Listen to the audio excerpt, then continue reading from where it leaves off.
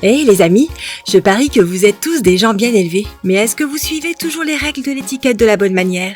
Il n'y a que les membres de la famille royale qui doivent bien se tenir en public. Voici une courte liste de règles d'étiquette que tu pourrais transgresser tous les jours sans même t'en rendre compte. 1. À tes souhaits.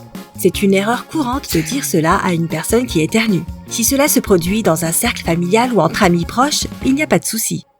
Mais si tu es, disons, en réunion d'affaires et que quelqu'un éternue soudainement, il vaut mieux ne pas dire « à vos souhaits », mais faire comme si tu n'avais rien remarqué. Dans certains cas particuliers, il peut être approprié d'offrir un mouchoir en papier, mais ce serait tout. 2. Main adéquate à utiliser. Encore une fois, quand quelqu'un éternue ou tousse, il ou elle se couvre habituellement le visage avec sa main. Normalement, c'est la main droite, mais c'est en fait une erreur. Pourquoi ? La réponse est simple.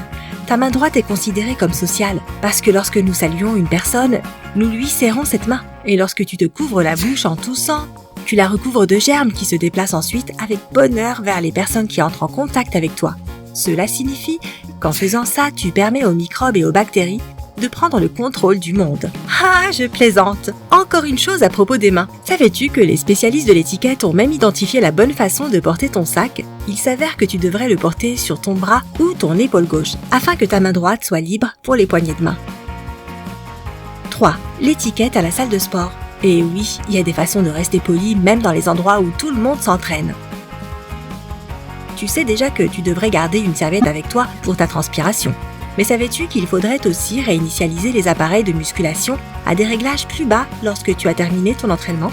De cette façon, la prochaine personne qui utilisera l'équipement ne se blessera pas en essayant de soulever un poids trop lourd. Et ainsi tu pourras peut-être empêcher les autres d'être jaloux du fait que tu es beaucoup plus fort. 4. Pour ce qu'il s'agit de l'étiquette dans un espace professionnel, une erreur courante est commise lorsque nous présentons d'autres personnes. Voici la bonne façon de faire les présentations. Dis le prénom de la personne et présente toutes les personnes du rang le plus élevé au rang le plus bas. Voici le Dr Jones, son associé le Dr Paul et leur assistant Jean. 5. L'étiquette à table. Oui, tout à fait. Les restaurants et les dîners chics sont l'une des situations les plus courantes où tu dois savoir te comporter en toutes circonstances. Il est donc important non seulement de pouvoir distinguer la fourchette à salade de celle du dessert, mais aussi de savoir s'en servir correctement. Ok, prépare-toi. C'est beaucoup de choses à retenir. Tout d'abord, n'oublie pas de toujours prendre ton siège par la droite et de ne jamais serrer la main de quelqu'un en étant assis. Il faut faire passer la nourriture autour de la table dans le sens inverse des aiguilles d'une montre ou vers la droite. Cela permet d'avoir un rythme de passage afin que personne n'ait un plat venant de la droite et un autre de la gauche. Mais il y a une exception. Si quelqu'un à ta gauche te demande de passer quelque chose, tu peux le faire. Je sais que tout le monde sait se servir d'une fourchette et d'un couteau, mais voici un petit rappel. Lorsque tu fais une pause pendant ton repas, mets ta fourchette sur le côté gauche de l'assiette, les dents vers le bas et le couteau sur la droite, la lame tournée vers ton assiette. Si tu mets tes couverts sur ton assiette parallèlement, le serveur pensera que tu as fini ton repas et l'emportera, même si l'assiette est encore à moitié pleine. Ne pose pas la cuillère à soupe sur une nappe ou sur une serviette de table. Laisse-la dans l'assiette quand tu auras fini. Et voici un conseil intéressant pour toi au sujet de la soupe. Si elle est servie dans une tasse avec une poignée, tu peux la boire comme du thé. Si la tasse a 2 anses, tu devrais utiliser une cuillère. Pour les pâtes, et plus particulièrement les spaghettis, tu auras besoin d'une fourchette et d'une cuillère en même temps. Rassemble les spaghettis avec la fourchette dans ta main droite et sépare-les du reste du plat avec la cuillère dans ta main gauche. Quant au thé, assure-toi que lorsque tu mélanges le sucre dans la tasse, tu ne fais pas trop de bruit avec la cuillère. Mais voici un autre secret pour toi. Déplace la cuillère d'avant en arrière, comme un petit pendule, au lieu d'un mouvement circulaire. Cela permet non seulement au sucre de mieux se dissoudre, mais aussi d'éviter les cliquetis sur les côtés de la tasse. Et ce ne sont là que quelques lignes directrices parmi tant d'autres qu'il me semble nécessaire de connaître. Maintenant, amusons-nous encore un peu. Aimes-tu voyager ? Je ne peux pas m'en empêcher. S'évader est une partie essentielle de ma vie. Et comme je ne suis pas la seule, beaucoup de gens planifient leurs vacances avec soin. Mais il est important non seulement de connaître les endroits parfaits pour prendre des photos pour Instagram, mais aussi d'être au courant de quelques règles de base pour éviter la gêne en public. Ou pire, les peines de prison. Voici une courte liste de choses à faire ou à ne pas faire dont il faut te souvenir quand tu es loin de la maison. Hop, prends du popcorn et écoute bien. En voyageant en Corée du Sud, il faut être conscient de leur respect envers les personnes âgées. C'est très important. Lorsqu'une personne plus âgée t'offre une boisson, l'attitude appropriée est de la recevoir avec les deux mains, puis de tourner la tête lorsque tu en prends ta première gorgée. Ce faisant, tu montres ton respect pour leur culture, mais tu fais aussi plaisir à tes amis coréens en leur montrant ta connaissance de leurs coutumes. Si tu voyages en Grèce, en Turquie, au Monténégro ou en Égypte, pour n'en nommer que quelques-uns, note que la plomberie n'est peut-être pas conçue pour que tu puisses jeter le papier toilette dans les WC et tirer la chasse. Ainsi, les toilettes auront des poubelles spéciales à côté pour jeter le papier usagé. Si tu ne respectes pas cette règle, tu risques de boucher les toilettes ou de provoquer des inondations.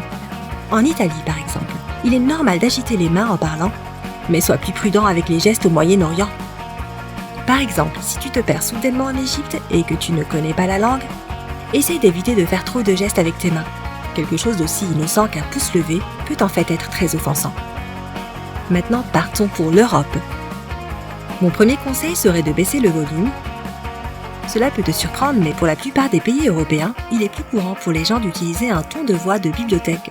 Essaie simplement d'imaginer comment une voix forte se ferait entendre dans les cathédrales, les musées et les restaurants accueillants de l'Europe.